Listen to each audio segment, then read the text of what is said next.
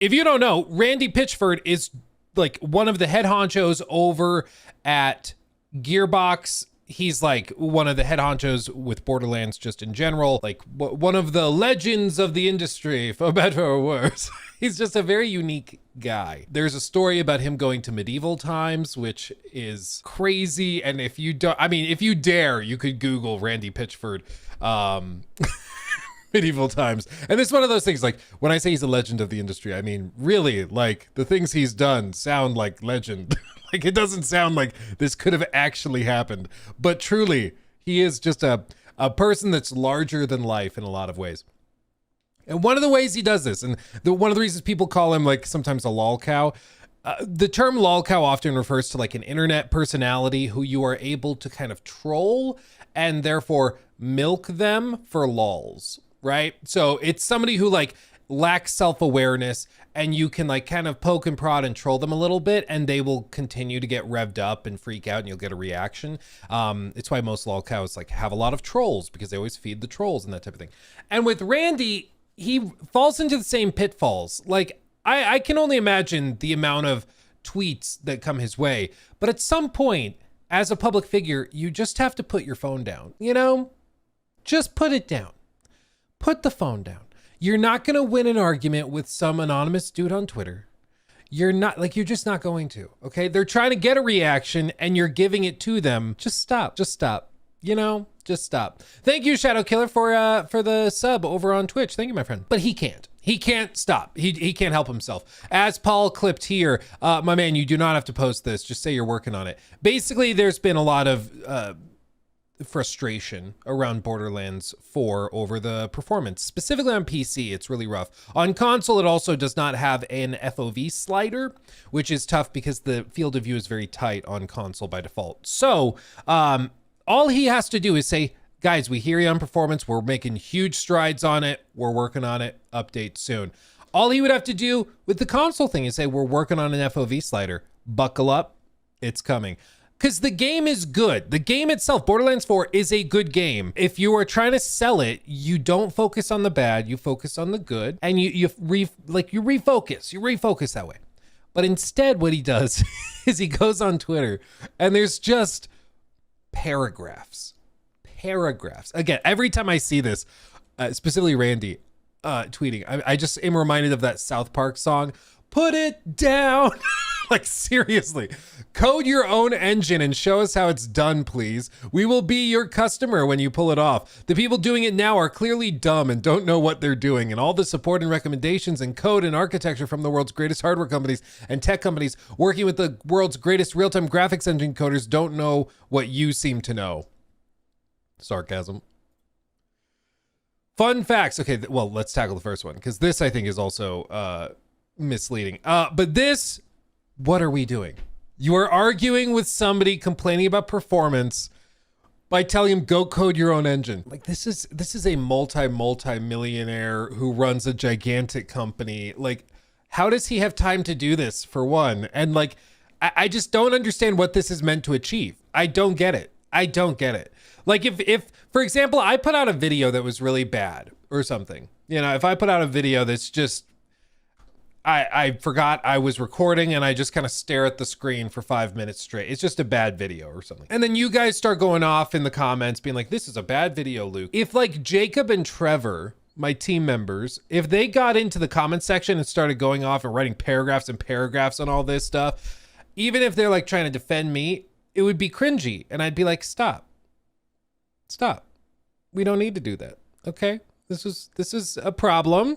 Let's deal with the problem. Let's not like cope and seethe. But that's kind of what's happening here when he's trying to like support his company, which I appreciate. Like he's not just rolling over and being like, I guess, just devastated by it. But I mean, and he is defending, he's saying he's got amazing people working on his team, which is absolutely true. There's amazing people over there.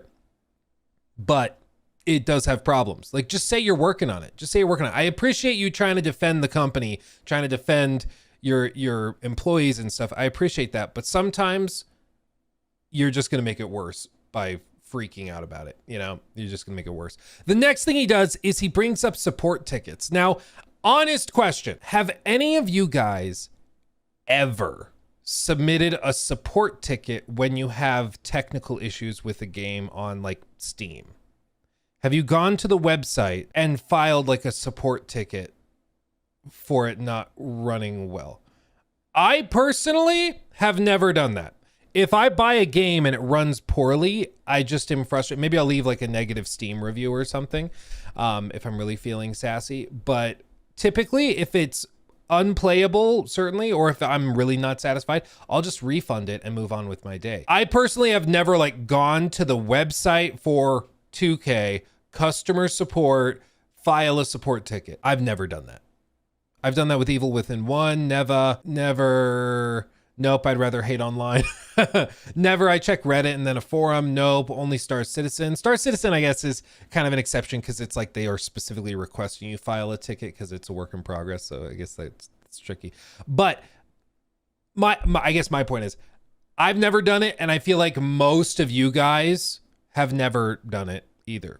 Because typically if you have a problem, you just deal with the problem and you move on. Like it will take me more time to file a support ticket than I'm willing to spend on the problem that should have never been a problem, you know? But what he does is he points this out. He says, fun facts, customer service reports for Borderlands 4 are at roughly 1% or so of installs, which already is kind of higher than I would have thought. Like 1 out of 100 people are filing a customer service report through their platform.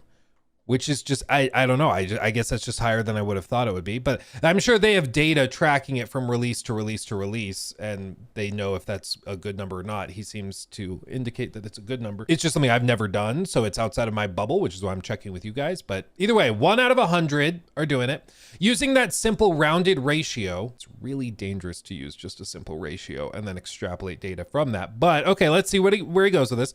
More than half of the tickets, 0.55% of customers, are users reporting difficulty with their shift codes, such as lost emails, access, etc. Okay, I could see this.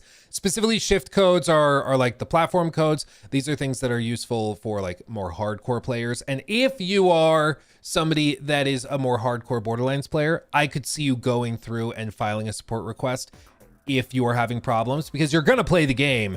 You want it fixed. You know, your scoff level is much higher. You're willing to put up with more, right? Okami donated 10 euros through Super Thank you, Chat. Joji. That's very kind of you. Very generous. Thank you. Poggers, thank you. He goes on. The next highest ticket is about FOV controls on console. Working on it. This is the entire tweet. This should have been the entire tweet. FOV on consoles. Working on it. That's all you need to say. All you need to say. But he goes on. Next, 0.055% of customers are reporting issues with Twitch drops. Okay. 0.04% of customers are PC performance related, with CS flagging 0.009% as valid, with 0.037 have experienced success with education, such as settings coaching. Basically, they're having frame problems and problems with performance. They go into customer support. Customer support says, send me a screenshot of your settings, and the settings are like too high for the hardware they have, and they tell them lower the settings, and then they consider it resolved. That's basically what this is. That is less than 1% of 1%, 0.01% of customers using CS tickets for valid performance issues, which is less than 1/5 of the users using CS to get help with Twitch drops. Okay. All of this, again, he is extrapolating out, you know, across the entirety of the platform. But because I would say you're going to see skewed data by extrapolating the people using customer service tickets, because I think that's something only hardcore players are going to do who are like pretty embedded in the ecosystem over at Gearbox. I think people who are more like, hey, I'm going to try Borderlands, if they boot it up and it runs like ass, they're probably not going to the website and filing a support ticket. It's just my gut feeling based on the anecdotal experience in chat of what you guys are saying, but that's what I'm going with. But beyond that, okay, all of this is technically accurate. 0.01% using their CS tickets for what's considered valid performance issues. Okay, it doesn't mean that players' experience is not legitimate, you know? Because what this can basically be used for, and what it seems like he's doing, is that he's dismissing the critiques over performance as people either just having, like, needing education on how to properly set up their settings, which, to be fair, some people honestly do need some like talking down. Some people are running with like a 1070 from whatever that was, 6-7 years ago. And they're like, yeah, I'm trying to run it on high and it's not working. It's like, yeah, no, it's not going to work. It's old hardware. But this type of description and breakdown, it seems to be used to dismiss legitimate frustrations with performance. And people's broader point is that, yeah, you can go into the settings, you can drop it to medium quality, you can use DLSS on performance preset, and you can use frame generation, and you'll get much better performance. People's point is that you shouldn't have to do that, you know? People's point is that the game doesn't look good enough necessarily to justify dropping settings that low and rendering at like 1080p and upscaling to 4K, you know? Like, it's just, this isn't even really what the discussion is. The discussion is it should run better, so we shouldn't have to do that.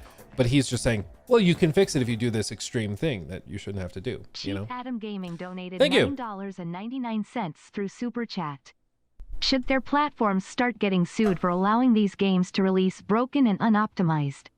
I find it hard to believe Sony and Microsoft don't know the games are broken before launch. In their defense, I would not call Borderlands 4 broken. I would say it's unoptimized and it doesn't run very well. It's still very playable. It's just super heavy and doesn't run as well as I personally think it should, based on other games that I've played in similar rough genres. But yeah, I wouldn't say it's broken. So I don't think there's any problem. If like they were launching something like Mind's Eye, then okay, yeah, we got cause for concern. We could discuss it. But I would not call it broken. And maybe that's a slippery slope where some people kind of conflate the two. Hey, this is poorly optimized, and then this is also broken. No, it's like going to a restaurant. I got a ramen bowl, and my soft-boiled egg was actually hard-boiled. The ramen's still good. I'm still glad I ordered it. I had a good meal. Could have been better. It wasn't perfect. Wasn't as good as it should have been, but it's still perfectly edible, you know, even enjoyable. Everything is hyperbole and it gets annoying. Well, it certainly can. That's why I think it's important to be precise. And I'm not saying necessarily, you know, Chief Adam Gaming, that you're suggesting that this was like some sort of catastrophic broken thing. If it had launched the way that we received it the first day for reviews, where a lot of people made their preview videos based off of it, that I would say was broken. It was like, for me, unplayable. But they did patch it. Day one patch made a bunch of improvements. It's very, very, very playable. Like it is a good game. But again, this is why I'm always frustrated with games that are so poorly optimized, is that then the entire discussion shifts from it's a good game to it's all about the performance, instead of discussing like the good game aspect of it. But that's just where we are.